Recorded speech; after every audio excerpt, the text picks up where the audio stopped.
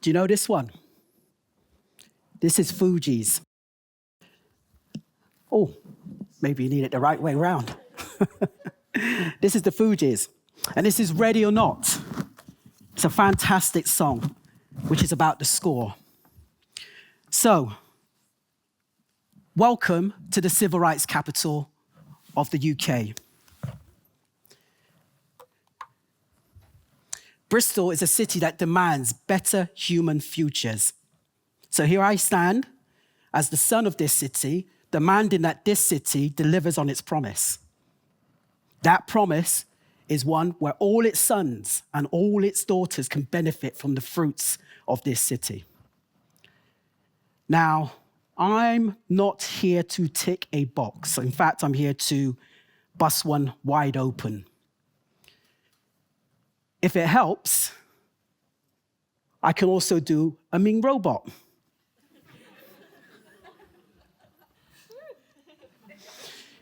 But that's a distraction. So, Bristol. Some of you may or may not know that it's a city of competing soundtracks. Those soundtracks are one of pride and one of pain. If I was to go into this record box and pull out a tune called the Bristory, this isn't it, and put it on my decks and drop that needle on the groove, we would hear Bristol on the A side very proudly talking about many bees, such as Brunel, Bridges, the BBC Wildlife Unit. We've also got Banksy and the Bristol Sounds.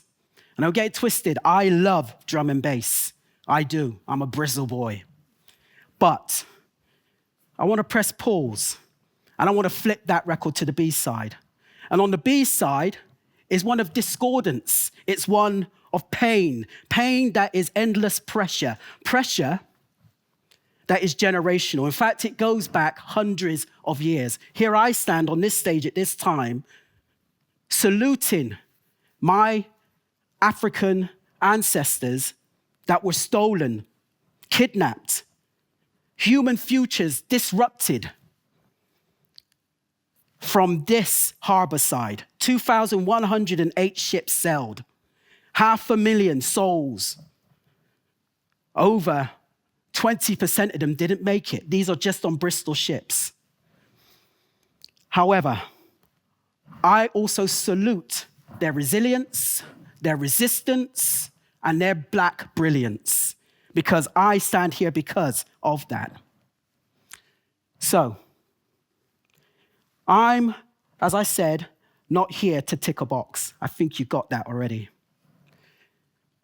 The questions that we are posing right now is how can we as a city fully embrace our civic DNA? Now, as a good troublemaker, and I cause good trouble all day, every day. It's my mantra. How can we embed a different set of Bs into our civic DNA, into the lexicon, into the way that we describe ourselves to ourselves, in the way that we describe ourselves to the country, and the way that we describe ourselves thus to the world? How can we embed 3 more Bs? Well, I'm provocating for those 3 Bs. Some of you may have heard of it. Many of you may not. But it's known as the Bristol Bus Boycott.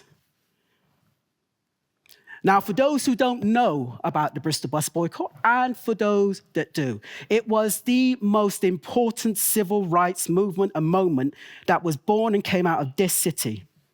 I'll tell you a little bit more about that shortly, because it's inspired the work that I do. I mean, these are humble aunties and uncles, and I say that with great reverence when I say aunties and uncles, who are living legends, by the way. There's still many of them are still with us today. But I salute their resilience, because they've inspired me, and they've inspired my big idea that I would like to share with you today. And that big idea is called the Un-Clusion Revolution. I had to do it like that. I know, come on. I'm going to tone it down for the rest, don't worry. So the Un-Clusion revolution, let's just get something very clear straight off the bat. It is not the reverse of inclusion. You know, inclusion asks for a seat at the table. That's okay. Whereas Un-Clusion creates its own table. It's our own dance floor. It's our own sound. We take that composer's baton and we compose our own score, hence the Fugees. Our own score, we remix on our terms. And the bass line is resistance, resilience, racial justice, social justice. That's our score. Now, inclusion also asks to fit in, to be integrated. These are not bad things, surely not. No problem with it. But what we demand through the Un-Clusion revolution is this sound that changes the nature of the performance. It means that we go from a scratch and maybe some background noise to the headline act. We're here to shine. We're not here to hide our lights and to make other people feel comfortable by making ourselves small. So, that's the Un-Clusion revolution. Now, let me tell you a story that is sort of mine, but not. Because I'm going to jump in the TARDIS and take you back to 1948. The Empire Windrush arrives at the Tilbury docks in Grays Thurrock with a boatload of people with dreams, big dreams. They have answered the call of the mother country to put the great back into Great Britain after the Great War. They've come with their navy blue passports, which means, I'm British. But they're greeted with a hostile environment. That environment can simply be summarized in 6 words. Some of you will know this too. No dogs, no blacks, no Irish. Of course, we weren't the only ones being discriminated. As you can tell, they didn't like dogs. I've never seen a British person that don't like a dog, by the way. However, it did mean that they had this color bar that they faced every day, everywhere, in every way, unescapable. But nonetheless, they persevered. Fast forward 15 years, 1963, a young man called Guy Bailey, 17 years old, arrives from Jamaica, again with a suitcase, or we call grip. A grip full of dreams, hopes, and aspirations. One of his dreams is to become a bus driver. He sees a job, he applies for it as a bus driver. He gets an interview. He goes for the interview. He's got on his Sunday best. He arrives with real hope that this is going to be his big break. He arrives, he introduces himself. Hi, I'm Guy Bailey. There's a quizzical look from the receptionist. It's almost like she didn't acknowledge him. In fact, she turns to the side and says, your 3 o'clock is here, boss, and he's a black. And a reply, tell him we don't employ blacks. Now, I don't know about you, but if I went to an interview and I faced that, I would be devastated. Well, Guy was. He left with his tail in between his legs. He went back to his youth worker, Paul Stevenson, and explained to him what happened. Now, again, I don't know about you, but Paul was furious, absolutely furious. But he got on the phone. It must be a misunderstanding. He tried to speak to the bus company. Well, within a few minutes, that phone had gone down. Thus, the Bristol Bus Boycott was born. A few days later, Paul Stevenson, Owen Henry, Roy Hackett, Audley Evans, and Prince Brown begun a boycott that changed the country for good. They marched in solidarity for equality with dignity with blacks, browns, whites, students, politicians. And together, on the same day that Martin Luther King echoed those immortal words, "I have a dream," they defeated the color bar. Now imagine that. There is only one city in the world that can say, when Rosa Parks sat down, Bristol stood up and marched. And on the day that we defeated the color bar, Martin Luther King had a dream.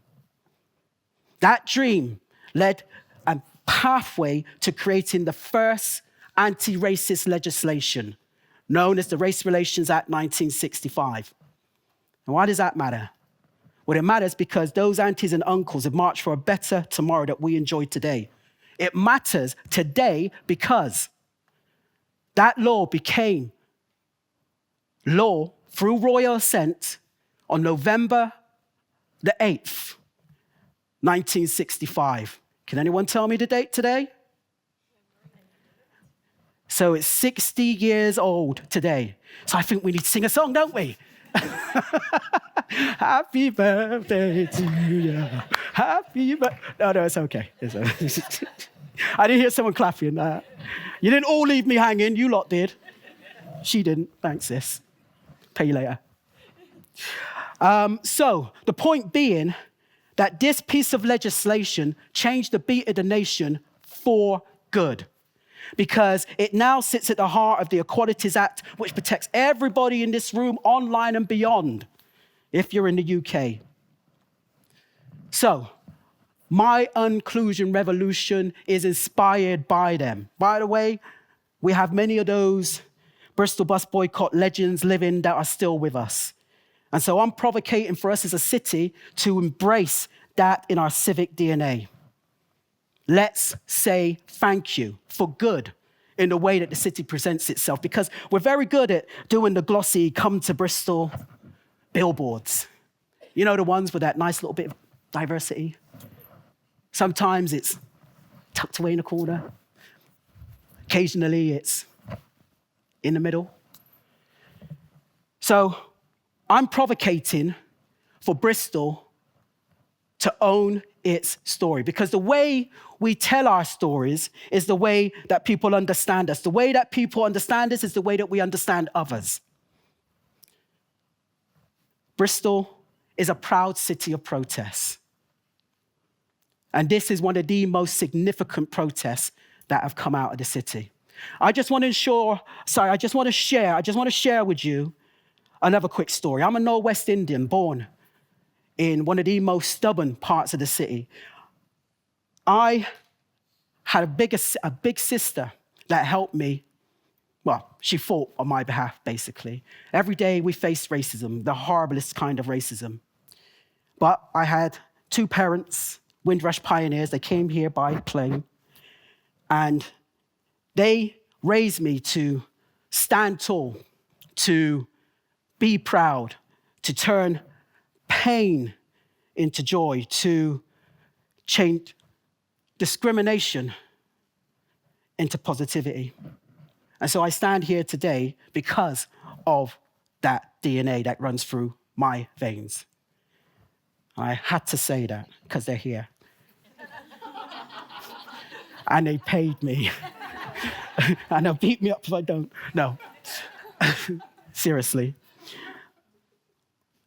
The Bristol Bus Boycott is the most successful Black-led march. And inspired by that, we've created this Un-Clusion agenda, this revolution. One, it's about authenticity. Those need to be at the heart and the start who are impacted by it. We need to see action. As Redman would say, it's time for some action. 3, we need to see it being amplified across platforms. And again, it's about making space. It's about giving over the microphone and turning up the volume. It's worth noting that those pioneers have said to me, it's your time now. So I just want to note that I am not here to repeat or replay history. I'm not here to restore what came before, but I am here to be led by legacy, especially as we meet the new type of racism that has resurged like a virus, so that we can defeat it, because that is the job of every generation. So I want to thank you for listening to me. If you're a change maker, if you're a disruptor, if you're a good troublemaker, just remember that you are the next composer of an anthem for change. And that anthem for change is about you tackling wherever you see exclusion, you tackle it with audacious hope. It's more than possible to achieve the dream. And I invite you to dream big. Thank you.